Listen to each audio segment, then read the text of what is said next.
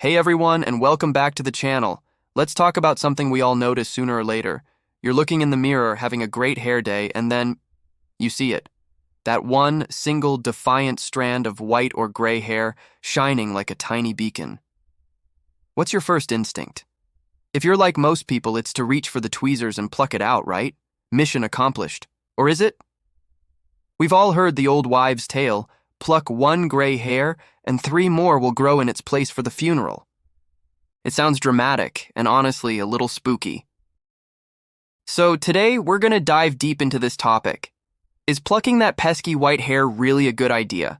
Does it actually cause more to grow back? And most importantly, what are the best ways to manage graying hair without panicking? Let's get to the root of the problem. First, let's bust that myth right away. Plucking a single gray hair will absolutely not cause 3, 7, or 100 more to sprout in its place. It's just not how hair growth works. Each hair on your head grows from its own individual follicle. When you pluck a hair, you're just removing it from that specific follicle. The surrounding follicles are completely unaffected. They have their own agenda, their own timeline for when they might turn gray. So, you can breathe a sigh of relief. Plucking isn't a magical gray hair multiplier. So, if it doesn't cause more gray hairs to grow, is it okay to just pluck away? Well, not so fast. While it's not going to give you a whole head of gray hair overnight, yanking hairs out isn't exactly a healthy habit for your scalp. Think of your hair follicle as a tiny, delicate factory. Its job is to produce a hair strand. When you forcefully rip the hair out, you can cause trauma to that follicle. Doing this repeatedly can lead to some not-so-great consequences. You could damage the follicle permanently, meaning hair might not grow back from that spot at all. This can lead to thinning hair or even small bald patches over time. Imagine creating a bald spot just to get rid of one gray hair.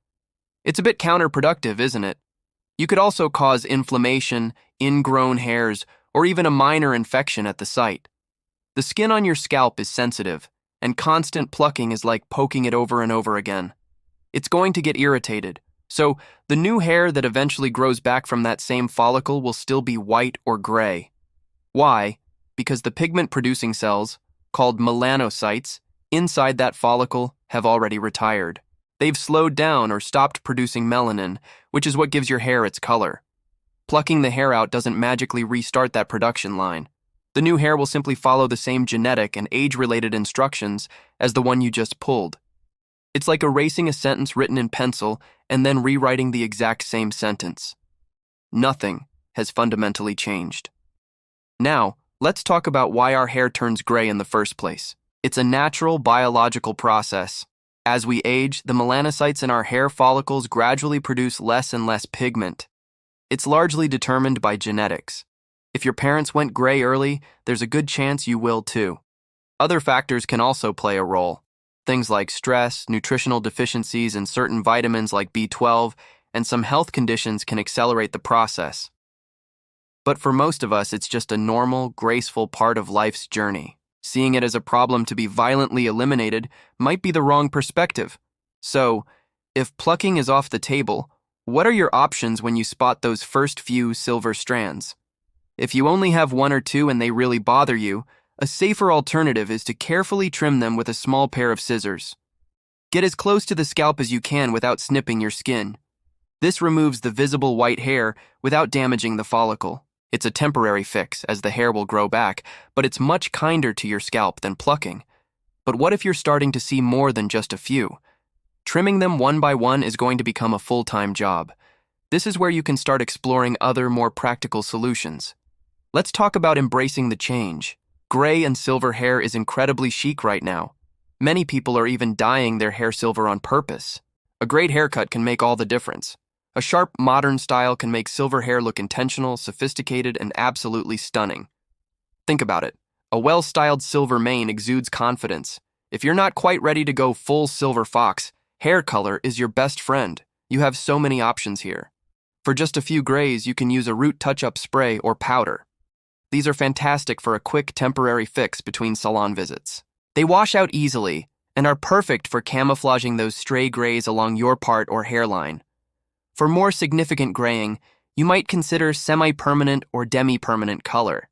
These are less of a commitment than permanent dye. They gently blend the grays by depositing color on the outside of the hair shaft, and they fade out gradually over several weeks. This means you won't get that harsh line of regrowth, making it a great entry-level option for coloring. And of course, there's permanent hair color.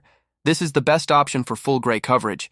It works by opening up the hair cuticle and changing the color from within, so it lasts until the hair grows out.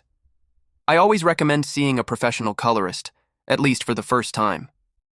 They can help you choose the perfect shade that complements your skin tone and can apply it evenly for a beautiful, natural-looking result. They can also use techniques like highlights or lowlights to blend the grays seamlessly, which can be much lower maintenance than a solid color. Regardless of what you choose to do, trim, color, or embrace it, the key is to keep your hair healthy. Gray hair has a different texture. It can sometimes be a bit coarser or more wiry. This is because as we age, our scalp also produces less oil, leading to drier hair. So, hydration is crucial.